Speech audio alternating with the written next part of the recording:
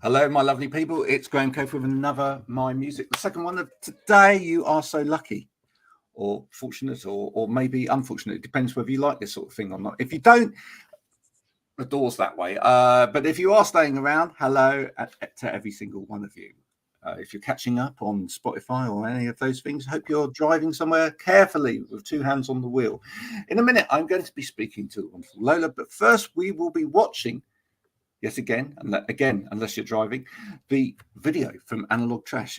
Pink, black, spiky hairdos, cats that are finger puppets. Enjoy the whole lot.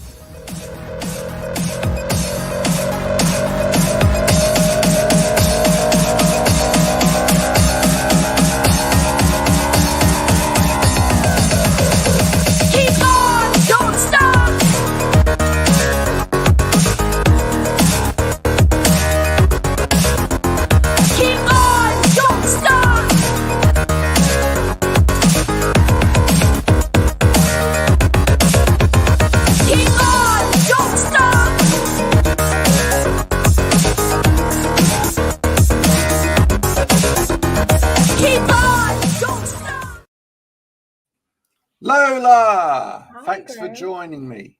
Thank you. Thank you for having me. All the way from near Shepherd's Bush in London, apparently.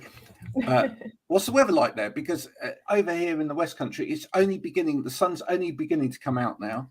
Oh, it's still a bit drab. Is it? Yeah, it's still a bit I was thinking this morning when I woke up of all of those poor people that have already inhabited the fields of Glastonbury just down the road from us. I know. Who must have got absolutely drenched last night. But that's part of the experience. Absolutely. You know, they're coming out of their tents, slipping over this morning, sliding down to main stage. The best. You know. But yeah, it's a wonderful thing, a wonderful festival, and some interesting headlining acts this year as well. You know, Guns N' Roses. Well, that would be interesting to see whether they bring back Paul McCartney from last year to do Live and Let Die with them. That's what I'm hoping for. They had Diana Ross last year, didn't they? They did. They certainly did. Yeah. Amazing. I would love to see. Are you a Diana Ross fan? I do. I love Diana Ross, the Supremes. Now, I don't want to sort of, you know, go on about this too much. But Diana Ross last year was there with my old friend Troy Miller, who was drumming away for Diana Ross, and obviously, and actually, I think either co-wrote or wrote a lot of the latest Diana Ross album. Oh wow, that's so cool. And you see, and this is the beautiful thing about the history of music. Troy was in the band with me when I was very young. So there we are. We kind of grew up together over in Wootton, which isn't a million miles away from where you are now. And that, you know, I now talk to musicians. He plays and writes songs with Diana Ross.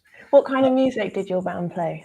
Well, yeah, thank you. This is what I love, is when people come on here and start interviewing me. It's brilliant. Yeah, thank you. We played. We were very young, so I was 14. He would have been 10 at the time. We played the weirdest kind of proggy, rocky noise. Cool. Yeah, like it. Stroke, quite folky at times as well. Okay. So we had this thing going on in the house where it was like their dad was very into Dylan, Bruce Springsteen, all of Dire Straits, that kind of lineage of things. So they kind of grew up on the diet of that. And then I was heavily into things like Marillion and other stuff at the time. So it kind of meshed somewhere in the middle. Oh, fun. Yeah. 12 bar prog rock. Oh, fabulous. What was your musical heritage like? What did you grow up listening to? Well, my dad, he had his gramophone that he was given when he was 5 years old, and so I kind of grew up very early listening to 78s with him on really the gramophone, on the wind up 78's on Wow. the wind-up gramophone. So lots of Bing Crosby and Kitty Callan and Ella Fitzgerald and all of that. So that was kind of my Big roots. voices, big personalities. Oh, amazing. And then he kind of evolved me. It was his kind of mission to just kind of teach me all the music he loved. Yeah, Pardon? I love this man already. I love that man too. Yeah. He's the best. And so then we just evolved into kind of 50s and 60s, and he showed me all the music that he loved when he was growing up. And so I love, all the cheesy 60s songs I'm so into, even Puppy Love, even the Osbournes, all of that I love. And like a bit of the old Donny Osmond. A little bit of the Osmond as well. Like, I'm not ashamed to say it. I used to love that song, Oh. and all the cheesy 60s stuff, and the 70s and Rod Stewart. Anyway, I could be here all day, but he took me all the way through it. But I just feel you and I should just at this moment just do a little bit of Puppy Love just for everybody at home. Just for and they call it Puppy Love. Don't make me do this. No, but he has a really high voice. I always thought it was a woman. I guess they never know. Oh, I love it. There we go. Yeah, I love that song. Great song. Isn't that beautiful? I know, so kitsch, but I'm proud to be a bit kitsch. Yeah, absolutely. Now your sound that you have now, I mean, that's got a bit of a sort of Latin American kind of tinge to it. Where's that come from? Well, I love Pink Martini. I don't know if you know. Doesn't love Pink Martini, right? Yeah, and that album, Hang On Little Tomato, I must have listened to a gabillion times. It's just perfection. It's just a perfect album. And I think that's kind of, and then also all the kind of early 78 stuff that's got Les Paul and Mary on it and stuff. And that's very Latino with the guitar pieces. So it's always been there, culminating around me. I love it. Oh, so that's where it all comes from. Did you have you had to naturally find your voice does your voice naturally lend itself to that, or have you had to work on your voice going that way so that it's got that flavor to it? Or that's a good question. I am a great impersonator. So the reason why I love music is because I am the biggest fan of it. So that's the reason why I do music, is because I'm the biggest fan. So all my favorite artists when I was little, I used to impersonate. They called me the human jukebox, because I'd say, tell me someone. Can you actually impersonate people talking as well as singing? I can do accents. I can do a few accents. Okay. But my strongest is that if I love a song and I listen to it a few times, then I can kind of get down in impersonation. And I do a good Sade, I do a good Rod Stewart. I love this. Yeah. So it's your voice is an instrument, and it's about using it. And I think as I've gotten older, it's more been learning to take all the things that I love from other people, but to sing in my own voice. So that's kind of what I do now. So it's kind of taking some of that, practicing other people's inflections and, stylizations, etc. But then learning to, because you have to be careful with that, because you can wear your voice out if it's not naturally what your voice is. Yeah, and also, you have to be able to do it a lot. And, I perform live a lot with my band, and it wouldn't be natural. I'd say that those things that I incorporate kind of come subliminally now, as they're kind of subconscious, and really how I'm singing is just my voice. So it's not an act anymore. Yeah, you're not sort of like, I'm your private dancer anymore. You just not anymore. Only on a Saturday night. Only on the Saturday, down the karaoke. Fantastic. Well, and what about the writing process for you? I mean, when did you first start writing songs? Oh well, I've always written songs. Before I talked, I whistled. I was a whistling baby. My grandma hated it. She was like, "Be quiet, be quiet." So I always was making up songs as soon as I could talk, and then my dad thought it was important that I played an instrument because I was so musical, but I just couldn't get my head around anything. I did clarinet growing up. I hated clarinet. I wanted to play the saxophone. But he bought me a ukulele when I was quite young, and I didn't really look at it. And then when I was about 9 years old, I picked it up and I taught myself how to play the ukulele, and that enabled me to write songs. And they're very cute, and they're very, you know. And then I got to about 18, and I thought, I'm a very tall girl. I'm about 5'11", and I thought I look a bit stupid with a tiny ukulele. I need something more rock and roll, I need an electric guitar. So I got my green electric PRS, and she's my baby, and that's really took the next level of writing. But also what's interesting is that I always wrote, but I never thought I'd be able to do it, kind of actually produce songs. I thought it was just a hobby. And then I had this awful ex-boyfriend when I was about 16, and he boo him. Boo. And he told me that girls can't rap, and him and his friends used to sit around and rap these really terrible bars. And I thought, you know what? Up yours. I'm going to show you. And I broke up with him, and I wrote 2 songs. And the first one was called Just You Boo. That's still on my SoundCloud. And it's a rap about him. And what was really funny is he messaged me a year later and said, "Oh, I love that song. It's all about you." What? So that led me on to my next stage. So I use spoken word, and I use melody, and I just different processes how I write different songs. But that's the main. I love it. Part of the big inspiration was a boyfriend telling you can't rap. Yeah, I work well off of kind of anger. Yeah. So now you just need someone to tell you can't sing, and you'll just make it to the top, right? Yeah, exactly. Anyone? anyone want to step up to the plate today and tell Lola she can't sing? Do it, because that will just make her even more determined to be successful. So completely. I love that. Love that attitude. No, that's brilliant. And obviously, in terms of the songs that you're releasing, there's quite a lot of production in there. Are you working with other people in terms of the production? Yeah, so the process is I'll write a song, and then I will take my song to my band. So I'm a 3-piece. I play with drums and bass. And what we'll do is we'll arrange it together within a rehearsal room. I've got the most talented bass and drummer. My drummer's called Alex Dixon, and my bass player's Ryan Windross. And they're both so talented. And what they do is they obviously cater to the song, and they listen to what I'm saying, but they also add their own thing to it. So that's a magical process. When we play it live, I decide if I can stand the song.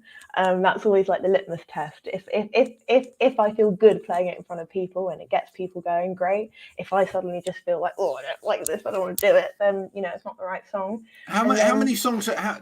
Just before you go on, how many songs have hit the floor there? Because a lot. Lots, yeah. Yeah, I've written hundreds and hundreds of songs that have, been played with the band, got played once live, and I thought, no. Okay, so I've got to ask you the question: Have you got those recorded anywhere? Because are you going to get to this stage in your career where you're like mega famous, which of course will happen, and you're releasing stuff, and then all of a sudden someone will leak, right? Here's 20 songs of Lola's that she recorded absolute rubbish that she didn't like. You got to produce some shit to produce a diamond, Yeah, absolutely. The process. Yeah. But actually, in all honesty, though, do you actually think they are bad, or is it just they don't actually fit with your your vision of where you want to be with those songs, or Well, it's quite interesting because I don't limit I've got a load of songs that are completely different genre within my set, so I'm never kind of like, oh, this song doesn't fit my vibe or my genre. For me, the litmus test is, do I enjoy singing this? Is it a good song? And the songs that maybe don't make it past that stage, they're never gotten rid of. They all live. I've got them all logged in my songbook. And what I find a lot is I steal from myself, which is the best thing to do. Is you, as a songwriter, you're writing a new song. Take the best little thing out of one of those songs. Yeah. And that's that's the best way to do it. So I steal a lot from myself. So you're constantly writing then? I do write all the time. It's just a natural process. I write a lot of lyrics and melodies when I'm commuting, or I'm on the bus, or I'm walking, or I'm on the train, always when I'm kind of moving. And then when I get home, I kind of just always sit down with my guitar and just jam around. Fantastic. No, actually, with the first guest that they had on this morning, Minnie Birch, we were talking about the fact that people don't sing in public particularly anymore. And she's done an album where she's focused on football songs and actually kind of brought those back to life, because it's the one place where people, grown men will sing in public. Okay. Yeah. But do you ever sing when you're commuting then? I do, but not out loud. Right. Not to the public. It's more into my phone, hoping no one can hear me. And then you listen to them back and you're like, what? You've never been brave enough to sort of like try and get a whole train going then. Maybe you could step up to that in one of your, in a video or something for one of your songs. You'd have to arrange it with the authorities TFL first, because otherwise TFL, because otherwise you find yourself in big trouble. But that'd be kind of nice, wouldn't it? To actually let go and get a whole train of people singing. I mean, I love that, and that's why I sing We'll Meet Again, Vera Lynn. Every time I finish my set, I finish with We'll Meet Again, and I do a big swung version of it, and everyone's always surprised because they either know the song or they're like, what is this? And they don't know that it's a very old war song. And they used to sit in the tube and underground, and they used to sing that all together. So talking about communities sitting and singing, it was a song that meant something to a huge amount of people. And I do think that has slightly lost. I think people have become, with internet and with algorithms and with genre, people have become very specified in what they listen to. So if you're very into grime, or I don't know, a subsect genre, you're probably only going to know songs from that genre. So getting a whole kind of, but you're right, the football anthems are the ones that and they're normally older songs, that everyone kind of knows and sings along to. Well, it's interesting you should say that, because actually, I'm going to disagree slightly, because I actually think that we've moved into a generation. Well, I don't even know actually whether I agree or disagree.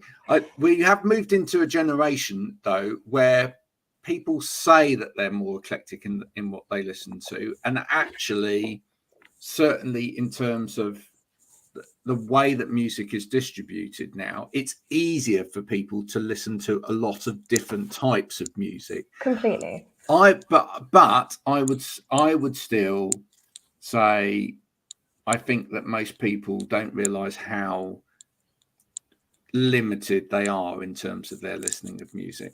A lot of people say to me, "Oh, I like to listen to everything," and then I will go, right. So at the moment I'm listening to this, and this, and they go, "Never heard of any of those." Yeah. It's because actually, still, even though it might be different genres, our music is very curated by the box in the corner of the room. Completely, it's curated, and also I think there's two types of people who listen to music, and there always has been, but in this day and age I think it's more defined. There are those who listen to music because they need it and they love it and it adds something, in any mood. They have a mood and they listen to it. And some people only listen to music, most people I find listen to music for functionality. So they're working out, they're going dancing, there's a purpose to why they listen to it. And I feel like those people are much less diverse in what they listen to. They kind of just listen to whatever, they might listen to cross genres, but only because it's made it into the mainstream dance music, so they can listen to it. I agree. I've written about it several times. I personally like to say that they actually don't listen to music, they just hear it. Yeah, so true. Right. And I've had people argue with me and say, no, I do. I listen to music.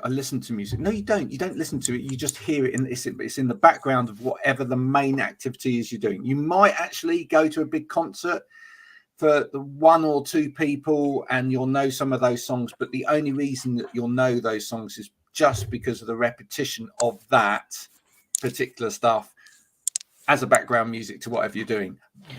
Very few of those people actually ever sit down and make a conscious decision to just listen to music. Yeah, and also I think some of those people, I dated a guy recently like that who listened to music but could easily go without music. And the idea of not being able to listen to something in all your moods and in all it adds so much to your life, being able to incorporate other people's ideas and feelings into your own life. And I don't understand it, but they exist. They do exist. They really do.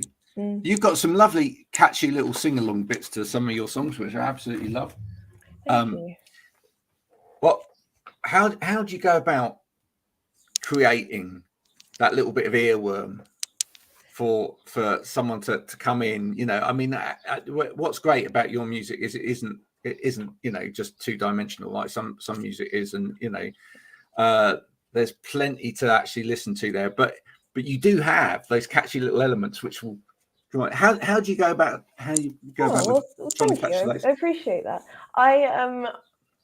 I'm a little bit cursed in the fact that there's different ways that I get to that point. Sometimes I write the lyric first, sometimes I play the tune, sometimes the melody comes into my head. But once I have even just sung past it once, if it's hooky, it will get stuck in my head.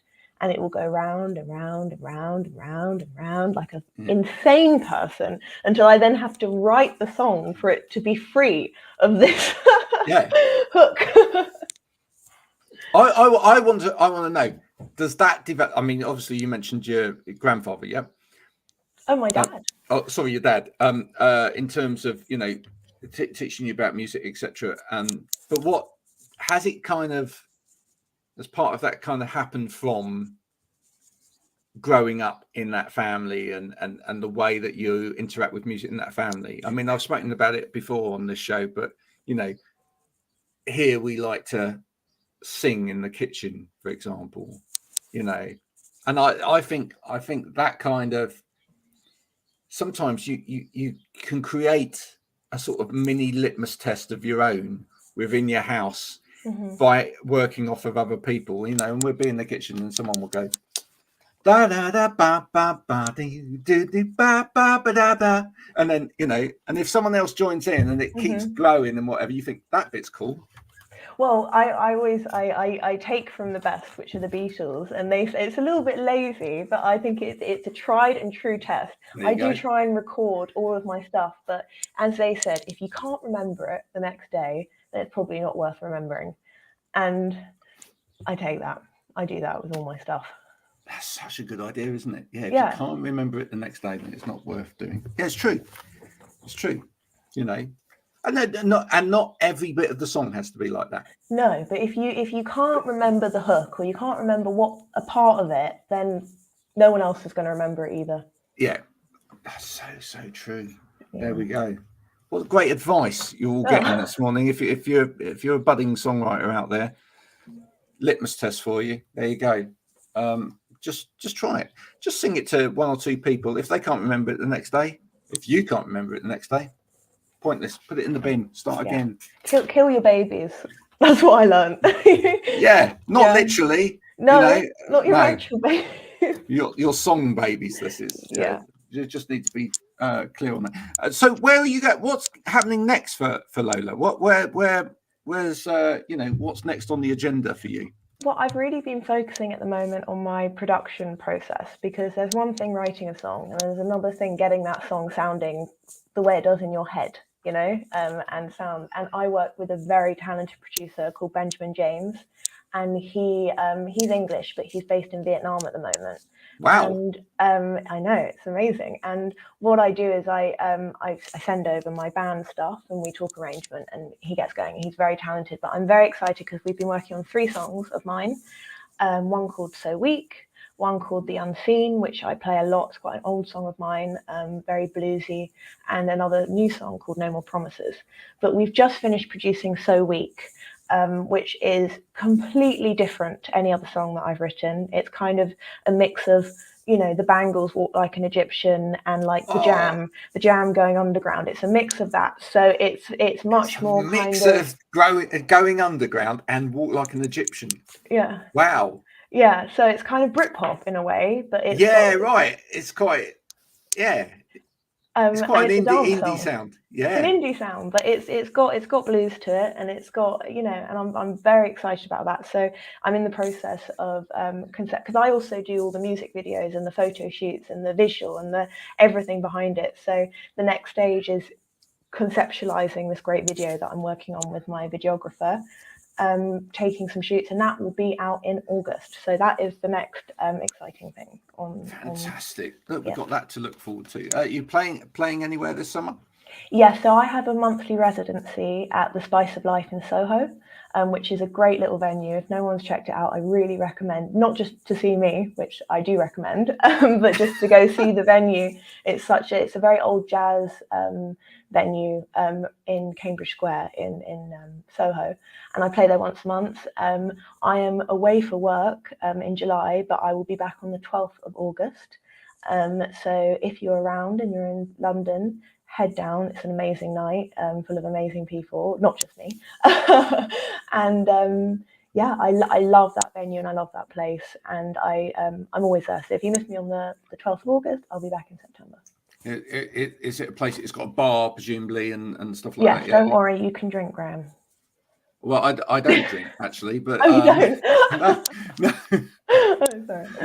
But you don't apart need to from drink that, then. no, I don't. I do drink, but just not of the alcoholic side. But I'm just thinking, you know, if someone wanted to plan a whole evening, you know, there's lots of, obviously that area. There's lots of Oh yeah, you're next to eateries. Chinatown. Yeah, So exactly. great food, great alcohol, great vibes, and the room actually itself is very old, and it's just fabulous. In fact, there's lots of lovely coffee shops too. So just spend the whole day there, enjoy people watching, and then go and enjoy a little bit of Lola in the evening, which is a lovely thing in the right way, of course. We have to make everything clear these days, because whenever you put anything out on social media, everybody takes everything the wrong way. So August, we'll get new music from you. Yeah. That's brilliant. Will we ever see a Lola album appear on the? Oh, I mean that's the dream, isn't it? But I mean, you can't just make albums willy-nilly nowadays, because it's not the appetite. You can only really make an album once you made it, and it's kind of folly. You think, oh, I want to just do a passion project, you know? So of course, every singer-songwriter wants to do an album, a concept album, but at this stage, it doesn't. I don't see it anytime soon. What would need to happen in Lola's career for you to then think, I now can make an album? Well, you know, there's no money in music, and that's why I have a job. And I'm not, obviously I want to be successful and I want to be able to finance myself, but I'm not desperate to do so in the sense that I would sacrifice a huge amount. And yeah, it's tricky, but I just it's a tricky one. Well, folks, you know what you can start by doing if you check out Lola's music. And why wouldn't you check out Lola's music after she's given you the description that she's given you today of not only how she writes, but you know, I think we're all intrigued now to hear that music that sounds a bit like the Bangles and the Jam mixed together. I mean, if that hasn't whetted your appetite to find out what this music is going to sound like in August, what would? So do check out Lola's music after you've watched this. And if you like it, drop her a line, say how much you like it, but also ask if there's any way in which you can support, because that's what musicians need. They need that little bit of support. I'm not saying that they need money, but they do. So if you've got any spare cash lying around, just, you know, tuck it in a pillow and send it Lola's way. And that way we may be able to get towards an album at some point along the line. Maybe. Yes. But ultimately that's you know, that's what we need to do. We need to see the communities coming together. We need to see people supporting musicians, and especially those that get, by the algorithm, get relegated to places where, as you say, we don't get to hear people, because all we get is the curated stuff, which is what everybody else is listening to. You know, if your life is such that you enjoy listening to the same 5 songs over and over on the radio again every single day for weeks on end until they change the playlist. You carry on. If you'd like something a little bit more exciting in your life, and you'd actually like to, perhaps even get to know the artists who are making the music for you, then change the way that you do things and get to know people like Lola and the other guests that we have on the show, because that's what it's all about. You will never turn back. I can tell you that now. You will start listening to music you'll start listening to music for a start. Lola, you've been a great guest. Thank you so much. Thank you for having me. Wish you all the best with your career. Thank you so much for coming on today. Thank you. Where is the best place for people to go and connect with you? Not necessarily listen to your music, because that's going to be across different channels, but where's the best place people can connect with you? The two best places to connect with me are either on Instagram at Lola Aviva, Aviva, which is Aviva, like the car insurance, but no relation. You can message me on there. I'm Shame you can't collaborate though, right? I know, maybe one day we can get a Aviva advert. And also my website, which is www.lolaaviva.com. If you want to message me on there, I'm also very active on that. So cool. Do you have a mailing list on there? I do. Yeah. Yeah. So if you put your email in, you'll be on my mailing list.